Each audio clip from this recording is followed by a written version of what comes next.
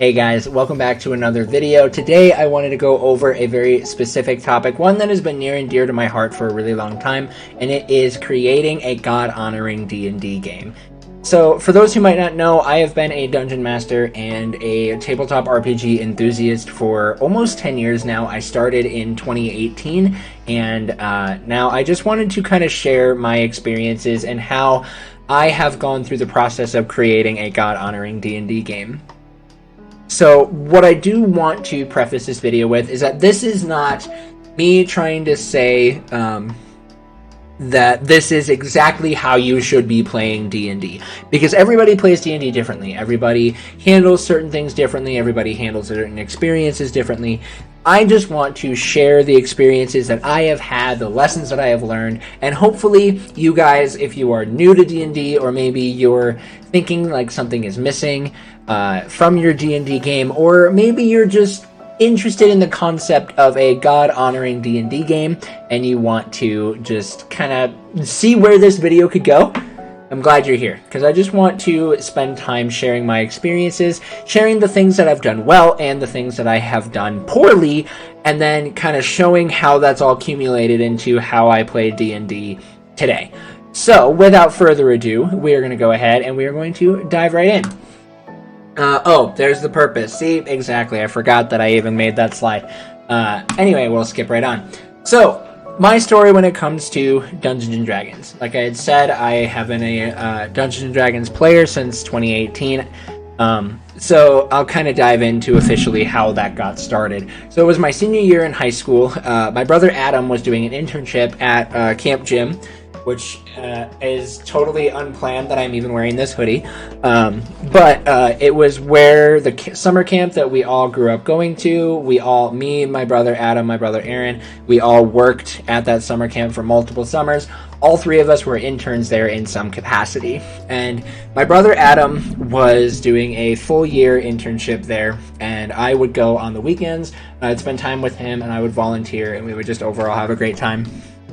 But I get there one weekend to volunteer and to hang out with my brother, and he looks at me and he goes, "Hey, we're playing Dungeons & Dragons tonight and you're going to play with us." And I grew up with the typical D&D mindset that D&D was demonic, it led you into witchcraft, it did all of these different things, and so I was immediately like super skeptical. I wasn't allowed to play D&D growing up because my parents didn't understand what D&D was. They didn't know, they just knew the reputation that it had, so naturally they wanted us to steer clear of it until we kind of learned what it was.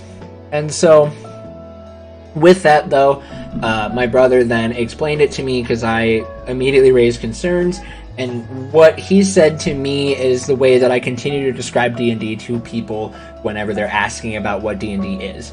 And what he said to me was, "Do you know when we were kids how we would run around in the woods with sticks and we would play Lord of the Rings?" And I said, "Yeah, I still have very vivid memories of doing that to this day." And then my brother responds with saying, "We're basically doing that, but rather than actually running around with sticks, we're sitting around a table, we have a paper and pencil, and we have dice." I immediately was like, okay, I can get behind that. So then I created my Halfling Ranger, young Quahog Foot, and in the one session that I played, I was swallowed by a black pudding. But that experience of playing D&D with friends and family and being there and laughing over me getting swallowed by a black pudding created these memories that I even talk about now, almost 10 years later. And so from that point on, I was absolutely hooked. About a year later, my friends encouraged me to run a Dungeons & Dragons campaign for a system that I found called Adventures in Middle-earth, and so I started running that and became a Dungeon Master, and have been a Dungeon Master from that point ever since. I have basically been a forever DM, and I am very happy with it. I'm not going to go into a rant about wanting to be a player, because the more that I play as a player, the more I want to be a DM. I'm very much preferable to the DM role. So what we're going to be talking about now is some of the various campaigns that I ran as a Dungeon Master. I'm going to talk about the campaigns that I looked at and I thought, man, this was a really good campaign, and there are a lot of things that I learned that I did really well, and then we're going to talk about a few of the campaigns that I ran where things did not go well. and how it actually ended up being more hurtful to not just friendships, but also our relationships with God and our spiritual walk.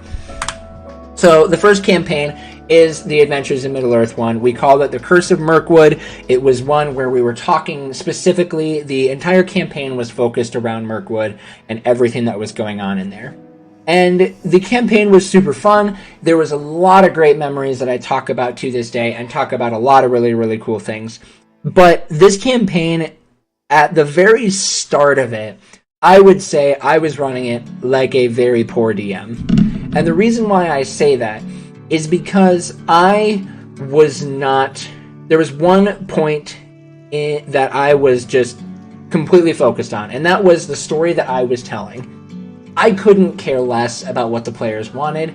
I wasn't giving in or like letting them do fun things. I was very much keeping them railroaded on this very specific path. Now, to be fair, at the moment, I was a brand new DM. I didn't really know what I was doing, and I wasn't the most comfortable with freedom, but it was certainly, I noticed it was taking a toll on the fun that the players were having. And the moment where I kind of just decided, heck it, I'm going to just let them kind of do whatever, and I will just guide them along and see what happens, was one moment where the players they had just finished this really long boss fight. I wanted to get them out of the dungeon that they were in, so I sent a dragon there to force them to run away.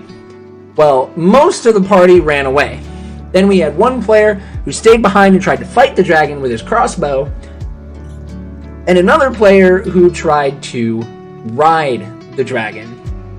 Now, to give you guys a little bit more context, they were maybe level 5 or 6, so they should not be trying to ride a dragon. Well, the one player who was trying to shoot at the dragon with his crossbow ended up becoming the dragon's lunch. And then the second player who was trying to ride the dragon, he gets knocked unconscious and is like on the verge of death. His character was as close to dying as he possibly could. He was down to his final dice roll, and you could feel the tension as he gets ready to make this roll, because he knew that the fate of his character came down to this one dice roll. The music was intense, the players were tense, I was tense. The player rolls, and he rolls a 20 on the die, saving his character. And at that moment, everybody in the entire room starts screaming and cheering. We talk about it still now, and this happened back in 2018, so this was years ago. And while the players don't actually know that this is what happened, what it taught me in that moment was the importance of community when playing Dungeons & Dragons. And that is what D&D was truly about. It wasn't about the story that I had planned. It wasn't about it wasn't about what I wanted the players to do. It was about us getting together and building friendships through telling goofy stories. Because that is one of the core things about Christianity. You know, Proverbs 27:17 says, "Iron sharpens iron as one man sharpens another."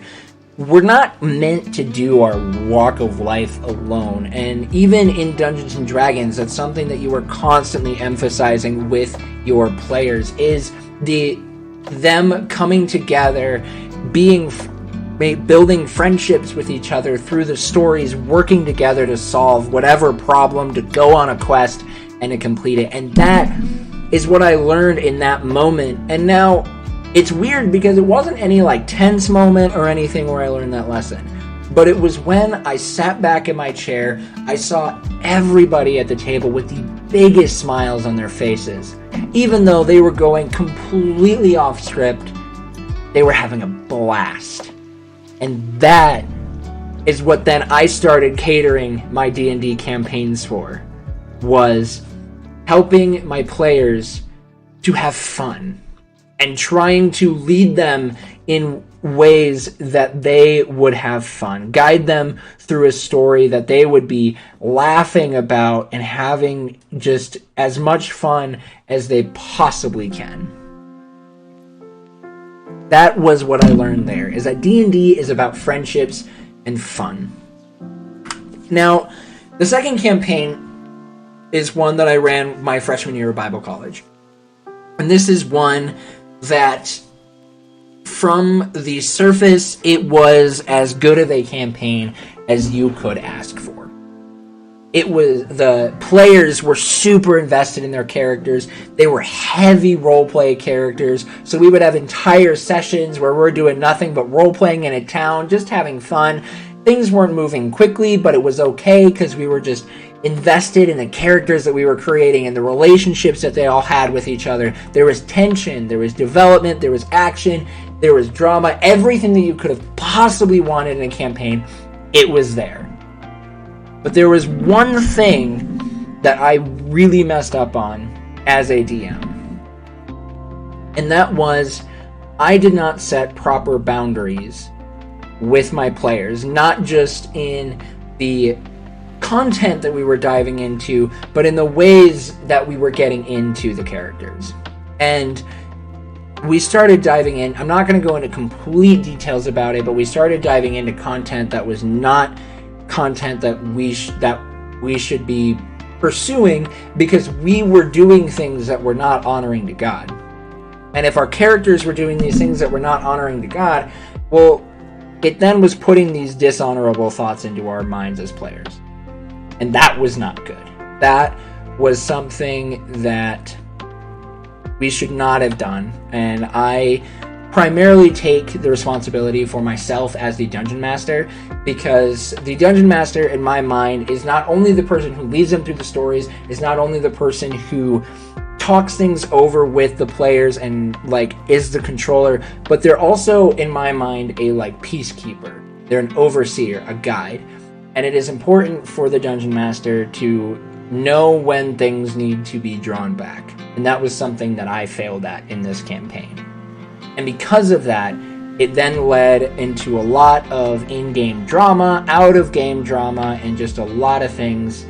And because of the lack of proper care in the D&D table, it then caused the campaign to end a lot earlier. Because not only was this happening in this campaign, but there were other campaigns that were doing similar things, and D&D actually ended up getting banned on campus because of the campaigns that were going on. And so that was something that, in hindsight, I was really frustrated when the D&D campaign was brought to an end, because I didn't want it to end. But at the same time, I then learned, when I look back on it now, I realize that I messed up. And I don't know if any of the previous party members are watching anything that I have been posting on YouTube in regards to this, but if anybody who was involved in this Task Completers campaign is going back and watching this video, I'm going to take this moment to just sincerely apologize for what happened. I was not a good DM in that way, and it was leading us, the actions that we were doing were leading us down paths that were not good. And I should have put a stop to it. I should have been a better DM and a better monitor of that, and I failed, and I apologize. It was the thing that I learned, that content does matter. Matthew 18:6-9 says, "But whoever causes one of these little ones who believe in me to sin, it would be better for him to have a great millstone fastened around his neck and to be drowned into the depth of the sea. Woe to the world for temptations to sin, for it is necessary that temptations come, but woe to the one by whom the temptation comes. And if your hand or foot causes you to sin, cut it off and throw it away. It is better for you to enter life crippled or lame than with 2 hands or feet to be thrown into the eternal fire. And if your eye causes you to sin, tear it out and throw it away. It is better for you to enter life with 1 eye than with 2 eyes to be thrown into the hell of fire." That is a very brutal verse to be reading, but the reason why I bring it up is because it is so important that as Christians we take care of each other. D&D is about community. I talked about it in the Curse of Mirkwood, and it's the same thing with Task Completers, is that yes, we were having fun, but we still have to have fun in a way that honors God. And it is important in your D&D content that you do those things. You make sure that the things that you are doing are not deteriorating from a relationship with God. They're not causing you to do things that God would look at and be upset. And that is what I learned in this campaign. Content does matter. The things that you do as players and as characters matter. It does make a difference in whether or not what you were doing is actually honoring to God. So, at that point in time, the Task Completers was discontinued, and I was basically at a point where I was like, alright, I messed up, D&D is banned, I'm doing a lot of things wrong, and maybe I should just stop playing D&D altogether. But a few years go by, it then becomes my senior year of college, and my roommate comes up to me and says, hey, I want to start a D&D campaign with our group with the men's Bible study, and I want you to DM it. And I was hesitant because D&D was banned on campus. It was kind of in a weird limbo state because D&D got banned and then COVID happened and then we never really resolved it. So it just kind of swept under the rug.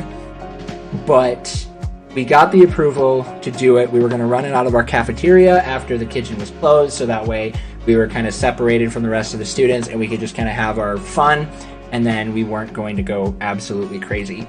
So then from there, we then started another campaign with that Adventures in Middle-earth system, and the atmosphere was completely different.